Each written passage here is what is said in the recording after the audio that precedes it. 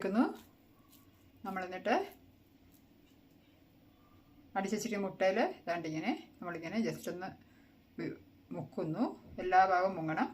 അതിന് ശേഷം നമുക്ക് ഈ ബ്രെഡ് ക്രംസ് ഇതിലോട്ട് ഇടുക. അപ്പോൾ നമ്മൾ ഈ നനഞ്ഞ കൈ കൊണ്ട് തന്നെ പിന്നെ ആക്കുമ്പോൾ നമ്മുടെ കയ്യിലെല്ലാം ഇതെല്ലാം ഒട്ടിപ്പിടിക്കും. അതുകൊണ്ട് നമുക്ക് എന്ത് ചെയ്യാം, നമുക്ക് ഈ ഒരു സ്പൂണും കൊണ്ട് ഇങ്ങനെ എല്ലായിടത്തും പറ്റുന്ന പോലെ ഇത് ഇങ്ങനെ കോട്ട് ചെയ്യാം. അതിന് ശേഷം നമുക്ക്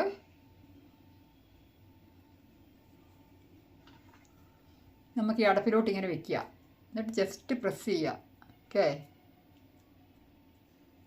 പുറത്തോട്ടൊക്കെ വല്ല പോകുന്നുണ്ട് അത് അകത്തോട്ടേക്ക് ആക്കി വെക്കുക. എന്ന് വെച്ചിട്ട് കറക്റ്റായിട്ട് ഇങ്ങനെ പ്രസ് ചെയ്യുക. ഓക്കെ, ഇപ്പോൾ ഇതാണ്ട് നമ്മുടെ ഇത് ഷേപ്പായിട്ടുണ്ട്.